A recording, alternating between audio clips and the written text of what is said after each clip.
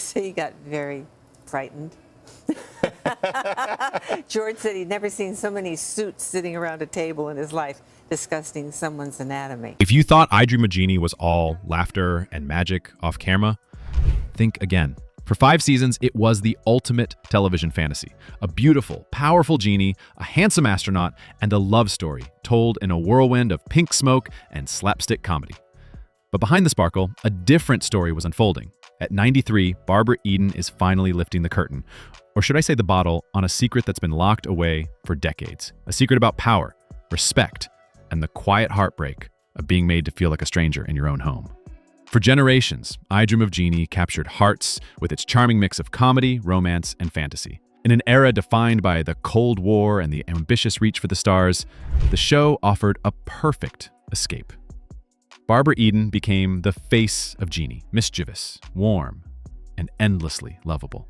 Millions fell in love with every blink of her eyes, every wish granted, every comedic pratfall, and the undeniable spark between Jeannie and her master, astronaut Tony Nelson.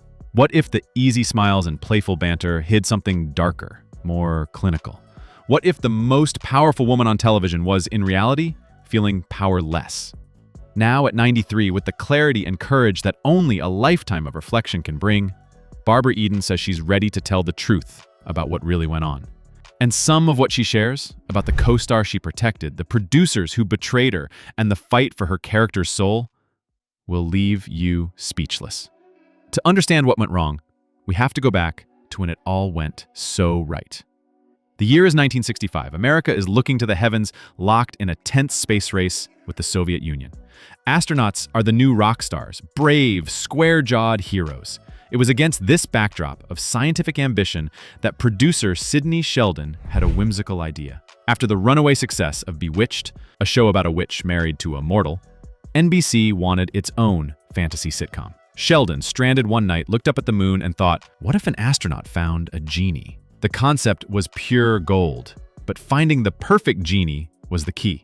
They needed an actress who could be alluring without being threatening, funny without being foolish, and powerful without being intimidating. They needed Barbara Eden. By the mid-60s, Eden was already a seasoned professional, a working actress with a string of film and television credits. She wasn't an unknown ingenue. She was a reliable talent with a girl-next-door charm and undeniable star quality. When she stepped into her pink harem costume, something magical happened. She wasn't just playing a part. She was Jeannie. With a mischievous twinkle in her eye and an infectious laugh, she brought the character to life, making her instantly iconic. Opposite her was the notoriously complex Larry Hagman as Captain, later Major, Tony Nelson.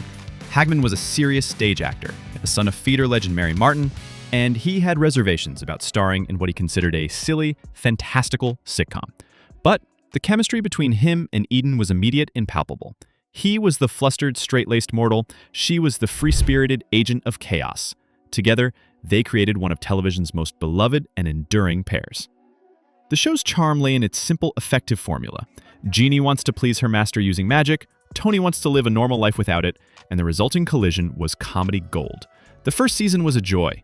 The set was alive with creative energy. The cast, including the brilliant Bill Daly as Tony's bumbling best friend Roger Healy and Hayden Rourke as the perpetually suspicious Dr. Bellows, gelled into a tight-knit ensemble. But even in that idyllic first year, there were whispers.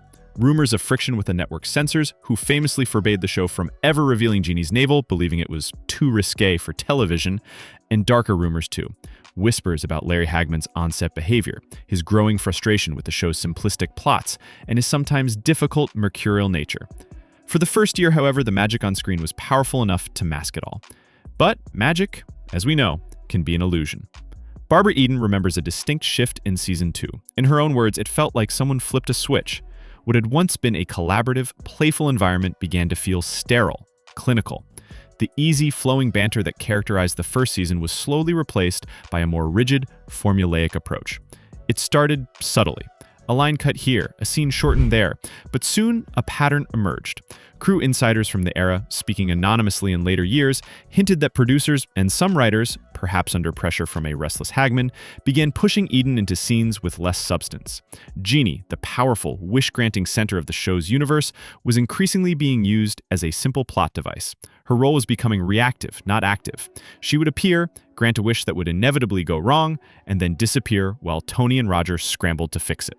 The character's heart, her motivations, her own desires beyond pleasing her master were being written out of the equation.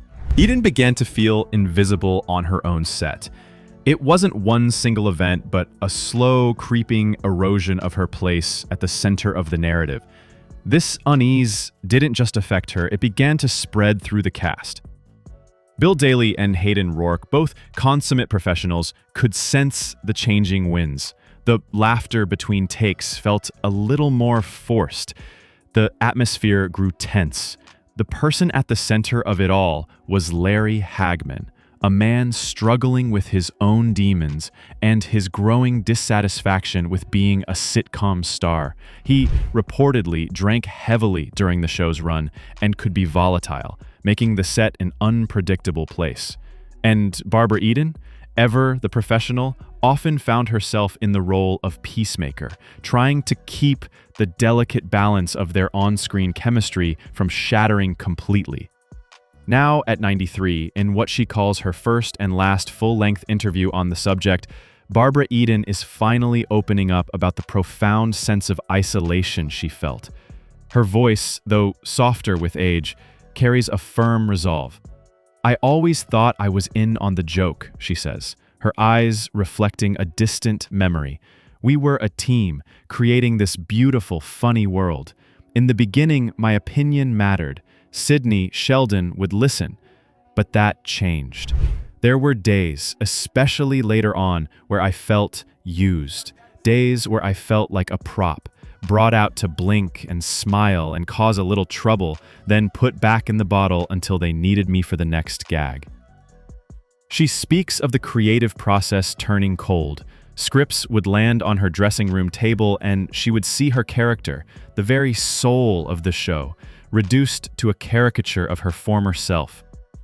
The cleverness, the sly wit, the moments of genuine emotional connection with Tony, they were being shaved away, leaving behind only the most basic functions of a magical plot device.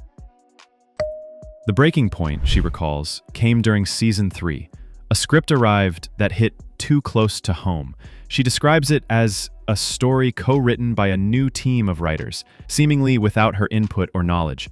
The plot, as she remembers it, involved Jeannie making a monumental mistake that threatened national security, forcing Tony to make the heartbreaking decision to send her away, forever, back into her bottle, to be locked in a safe at NASA. The episode was meant to be a high-stakes, dramatic two-parter, but to Eden, it read like a goodbye to Jeannie. It felt like a threat, she explains, like they were testing the waters to see if the show could survive without me, or with a different Jeannie. They lied to me. The producers smiled to my face, told me I was integral, that I was the heart of the show. And then I'd read a script like that, or I'd hear things. It was devastating. Those things she heard were the deepest cut of all. She recalls one afternoon, walking past a producer's office where the door was slightly ajar. She heard her own name, followed by the names of other younger actresses. The conversation was casual, speculative, a what-if discussion about recasting her. Whether it was serious or just idle talk, it didn't matter. In that moment, her sense of security and belonging on the show she had built was shattered. Why didn't she confront them? Why didn't she walk away? What good would it have done, she asks, a flicker of old sadness in her eyes. I was a woman in a man's world. This was Hollywood in the 60s. You were expected to be grateful, to not make waves. To walk away would have been career suicide. But more than that, she pauses, collecting herself. I couldn't abandon her. I couldn't abandon Jeannie. And so she stayed. She stayed for the character she loved and felt a fierce need to protect. She stayed for the millions of fans who wrote letters, who saw Jeannie as a friend. And she stayed because leaving would have felt like admitting defeat. Every day, she would walk onto the set, put on her smile, step into her costume, and deliver a flawless performance.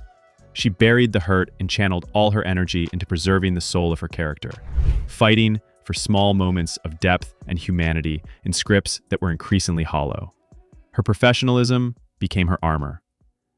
Eden wasn't imagining the tension. Others felt it too. Larry Hagman, in a candid and private interview recorded years later, long after the show had ended, admitted as much. Though he never saw it from Eden's perspective, he acknowledged the difficult atmosphere, much of which he himself created. "It was a silly show, you know," he said, with his characteristic gruffness. "I was a man in a bottle. I wanted to be doing Shakespeare, and here I am, talking to a woman in pink pajamas. It drove me crazy some days.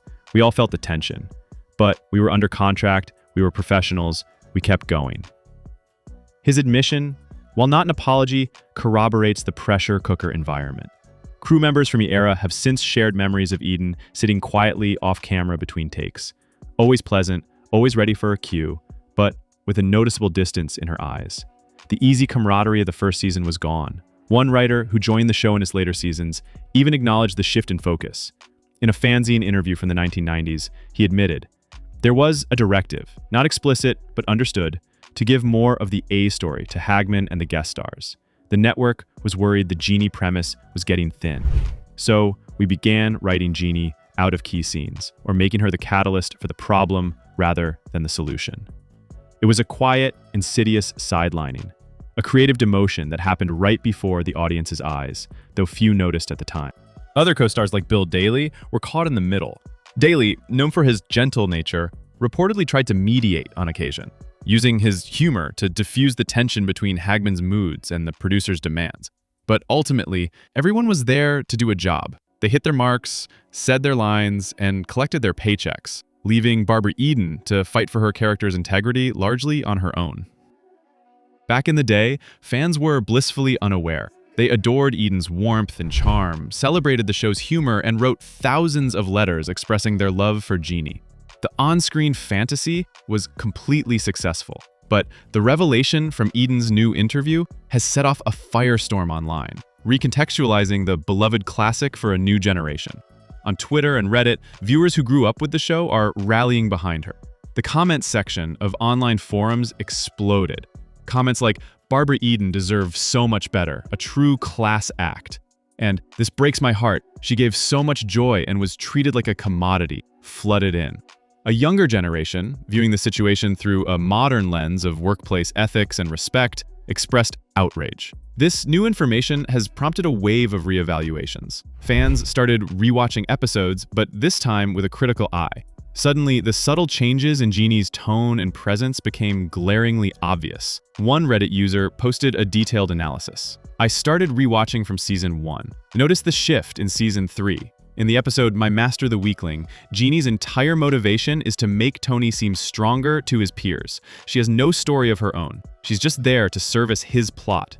Another fan on YouTube commented, "I never noticed the shift before. Now I can't unsee it. Watch the later seasons. She has less dialogue, and so much of it is just reacting to Tony. They took the power out of her character long before the show ended." So why didn't Barbara Eden walk away? Why did she endure years of feeling marginalized and disrespected?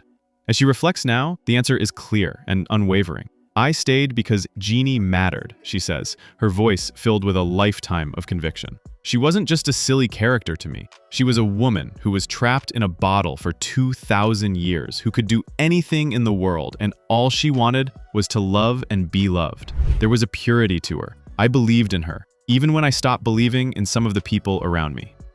That profound belief in her character's worth is what fueled her. It led to her protecting Jeannie's image for decades. It's why she agreed to do the TV reunion movies, I Dream of Jeannie 15 years later, and I Still Dream of Jeannie. It's why she eventually wrote her best-selling memoir, Jeannie Out of the Bottle, where she first began to hint at the behind-the-scenes struggles. This new interview is the final chapter, the unvarnished truth shared on her own terms.